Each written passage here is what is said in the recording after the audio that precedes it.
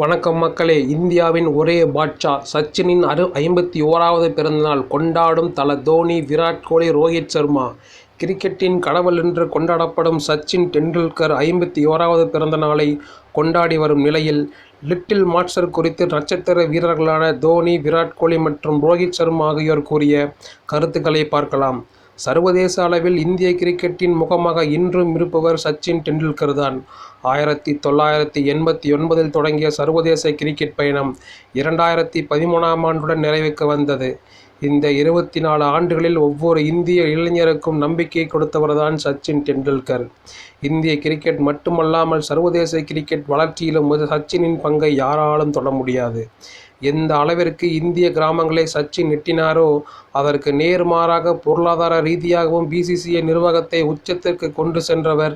24 ஆண்டுகளில் 200 டெஸ்ட் போட்டிகள், 463 ஒருநாள் போட்டிகள், 100 சதங்கள், 164 அரை சதங்கள் என்று யாராலும் கற்பனை கூட செய்ய முடியாத சாதனைகளை சச்சின் டெண்டுல்கர் படைத்துள்ளார்.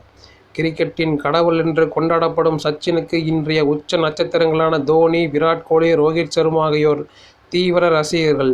இன்னும் சொல்லப்போனால் சச்சினின் ஆட்டத்தை பார்த்த பின்னரே இவர்கள் மூவரும் கிரிக்கெட்டை இன்னும் தீவிரமாக நேசிக்க தொடங்கினார்கள் என்று சொல்லலாம். சச்சின் டெண்டுல்கருடன் தன்னை ஒப்பிட்டு பேசுவது குறித்து விராட் கோலி பேசுகையில், நீங்கள் யாருடன் ஒப்பீடு செய்கிறீர்கள் என்பது உங்களுக்கு தெரியுமா என்று தெரியவில்லை.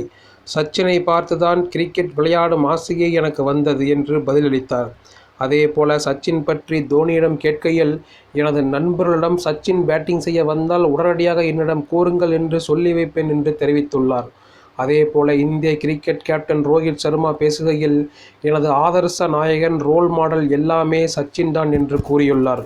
தோனி ருத்துராஜ் கெய்க்வாட் கீழ் விளையாடுவதையும், ரோஹித் சர்மா ஹர்திக் பாண்டியா கீழ் விளையாடுவதையும் பெருமையாக பேசி வரும் இந்த தலைமுறையினர் சச்சின் டெண்டுல்கர், கங்குலி, ராகுல் டிராவிட், தோனி, கும்ப்ளே என்று ஏராளமான ஜூனியருக்கு கீழ் விளையாடியிருக்கிறார். இதில் கங்குலி, டிராவிட், கும்ப்ளே, தோனி ஆகியோர் இந்திய அணியில் இடம் பிடிப்பதற்கு முன்பாகவே சச்சின் டெண்டுல்கர் ஜாம்பான் அந்தஸ்தை பெற்றார்.